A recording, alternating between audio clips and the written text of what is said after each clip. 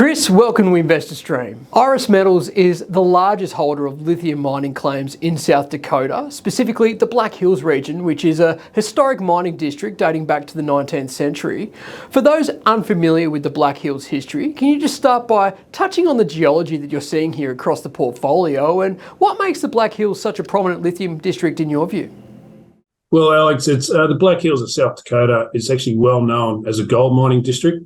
It's actually the second largest gold mining district in the US behind Nevada and the Carlin Trend, mainly on the back of some very large deposits like Homestake, where 40 million ounces of gold was actually mined. And there is active large gold mining open pits in progress at the moment in the Black Hills. But for the pegmatites and the lithium and these other critical minerals, the Black Hills have actually been mining pegmatites for over 150 years. Obviously, the value of lithium is only fairly recent. Over that 150 years, they've mainly mined for beryllium, tantalum, tin, feldspar, mica.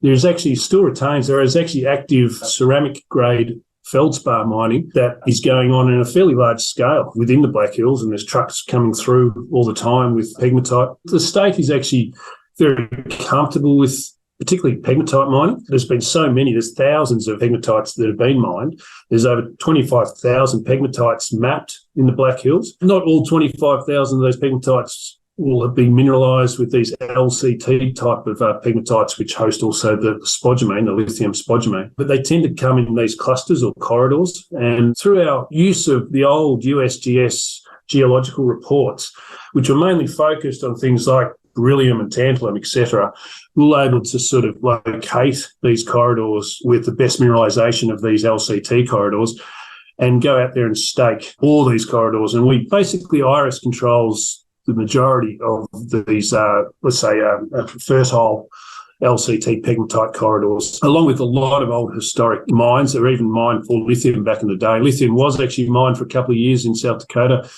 mainly during the Second World War, where it was used as a grease additive. And we've certainly located those mines, and we control all those mines.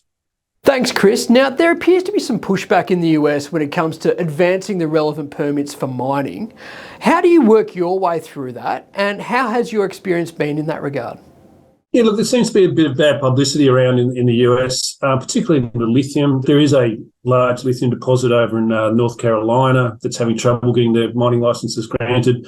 There's other clay and brine type projects in various parts of the states. We're very lucky being in South Dakota. South Dakota, as I mentioned earlier, sort of along with Nevada, are the two largest mining districts in the US, and that's for very good reason, as their permitting and their licensing within their various state governments is much less onerous. Even on patented claims, which we have got, a lot of our projects are patented, and our main projects are patented. There is differences between pegmatite mining licenses and, say, a gold mining license or a base metal mining licenses. Over these sort of 150 years of mining in pegmatites, the state government understands that there's no deleterious or nefarious sort of sulfides or chemicals associated with the pegmatite mining. They know it's quite safe, environmentally safe and secure to mine these pegmatites. Therefore, mining licenses come under sand and gravel. So it comes under a quarrying gravel license, and there is no restriction on the volume or amount of pegmatite that you're allowed to extract under that mining license. Iris Metals is the first company in the US to have hard rock lithium mining licenses granted to it, and we've done it under this scheme by owning patented claims, and we have drilling up lithium as we speak on these patented claims, and we do have granted mining licenses, and we can, if we so chose, we could start mining these properties tomorrow. So we're in a very unique situation, a very unique position that we're in the States, we've got our licenses granted, we've got deposits very rich in lithium and near surface, and we've got the ability to start mining tomorrow. Thanks, Chris. Now, a lot of explorers are looking to include some lithium component to their portfolio of late. So in your view, what is Iris Metals' point of difference when compared to other lithium explorers?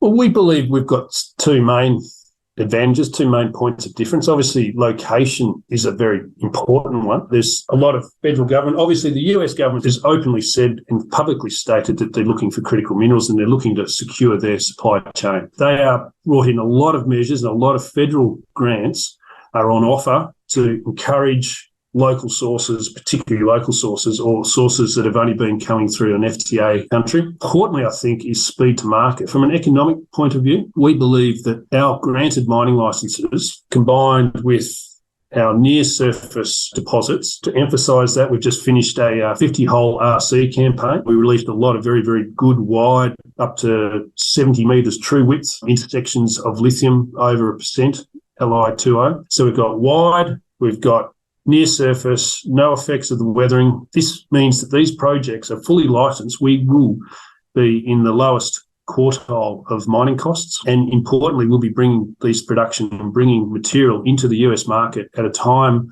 when there is quite a squeeze. So we're in the US, we are potentially plugging a niche in the market that just hasn't been filled and can't be supplied. People talk a lot about James Bay in Canada. That's probably due to the licensing and the remoteness and everything else. It's probably a good sort of 7 to 10 years away. We think we can get in production in this type of project very, very early and start to meet some of the demand that the US desperately requires for this conversion to electric vehicles. Thanks, Chris. Now, to finish, you've just finalised a 7.5 million Aussie dollar placement to accelerate the company's lithium development in the US. Understand the lithium price is in a tricky spot at the moment, but as we enter 2024, what is your key near-term focus from an operational perspective?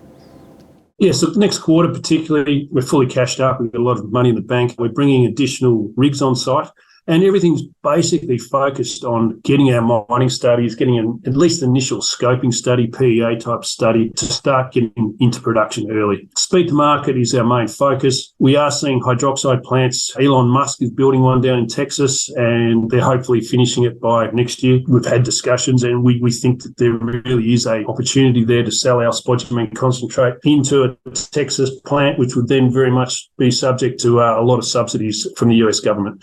So there's a lot of synergies that are all coming together, dovetailing in together, we believe, and it all circles around us getting speed to market. So mining studies, metallurgical studies, additional rigs. We are talking to various groups about pilot DMS plants, which are a smaller, bolt-together, modular type plant where we can start to work through our metallurgical challenges. Whilst working through those challenges for a larger scale plant, we would also be then able to actually make some money out of the material coming through. And it must be said that one of the big things in the Black Hills is being first mover, because whilst I don't think in any one, with the 25,000 pegmatites, I don't know that you're going to get a massive 200 million tonne deposit in any one location, but I guarantee that the Black Hills for the next 100, 200 years will be supplying lithium to the American market, and along with other critical minerals. There's hundreds and hundreds of millions of tonnes worth of lithium that will be found in these LCT pegmatite swarms. But because there'll be more of satellite deposits, the first one to get into the Black Hills, get moving, drill these holes, get the DMS plant up and running, get that scale, will be the one that dominates the Black Hills, because people will come and be talking to you. So strategically, we are the first movers. We're the first company in the Black Hills to drill holes for lithium. We're well advanced. We're getting met testing. We're doing studies. I believe we'll be the main player in the Black Hills. Thanks, Chris. Really appreciate the update, and all the best for the new year. Appreciate the opportunity, Alex. Thank you.